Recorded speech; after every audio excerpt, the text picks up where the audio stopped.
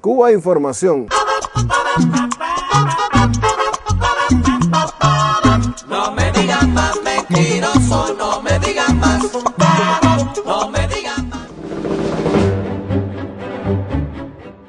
El pasado 3 de enero moría en una cárcel de Chicago, Estados Unidos, una mujer que realizaba una huelga de hambre. En noviembre de 2011, 3 presos varones morían en California, también tras una huelga de hambre que movilizó a 12.000 prisioneros en 13 estados del país. Nada de esto fue noticia internacional ni provocó protestas diplomáticas contra el gobierno de Estados Unidos. El pasado 19 de enero fallecía en Santiago de Cuba el recluso Wilmar Villar Mendoza. Inmediatamente los medios internacionales divulgaban la versión de la llamada disidencia cubana vinculada al gobierno de Estados Unidos. El recluso habría fallecido por una huelga de hambre en protesta por haber sido encarcelado tras participar en una manifestación pacífica. Esta versión era repetida hasta la saciedad en todos los medios. Era su protesta por la condena de 4 años de prisión impuesta tras una marcha opositora. Fue detenido durante una manifestación pacífica. Por una pena de cárcel de 4 años a la que fue condenado por sus actividades políticas. Participaba en una manifestación en contra del régimen. Fue detenido y acusado de desacato a la autoridad y tras ser condenado a 4 años de prisión, Villar comenzaba una huelga de hambre en señal de protesta. Esta información es absolutamente falsa. Wilmar Villar Mendoza fue detenido en julio del pasado año por la agresión con lesiones a su esposa, tras una denuncia realizada por la madre de esta.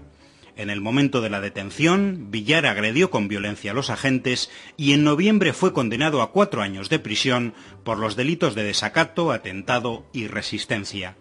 Una vez condenado, siguiendo un patrón ya clásico en los últimos tiempos, entró en contacto con la disidencia cubana con la intención de ser beneficiado por las medidas de gracia del gobierno cubano a presos de este colectivo. Villar fue atendido en el Hospital Clínico Quirúrgico Dr. Juan Bruno Zayas y falleció por las complicaciones de una neumonía severa. El gobierno cubano asegura incluso que ni siquiera se encontraba en huelga de hambre. En contraste con el silencio diplomático tras las citadas muertes por huelga de hambre en Estados Unidos, las presiones diplomáticas contra Cuba tras la muerte de este preso no se han hecho esperar.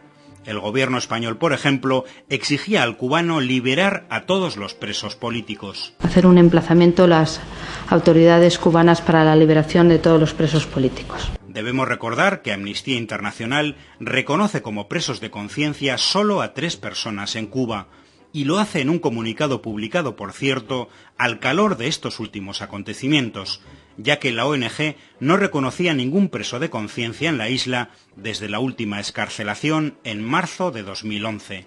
Organizaciones de la disidencia cubana financiadas por Estados Unidos sostienen, por otro lado, que existen al menos 60 presos políticos en la isla, pero la propia agencia norteamericana AP, poco sospechosa de apoyar las versiones del gobierno cubano, relataban que estas 60 personas están presas por delitos violentos, aunque políticamente motivados, como sabotaje y secuestro de naves. Estos son, al parecer, los presos políticos que reivindica el gobierno español.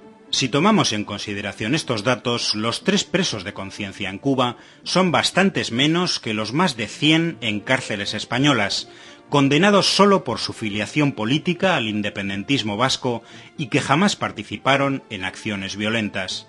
También habría que recordar que en julio de 2011 fallecía en la cárcel de Teruel, en España, un preso tras 5 meses en huelga de hambre. Su muerte no produjo denuncias diplomáticas y los escasos medios que informaron de ello lo hicieron de manera escueta y oficialista.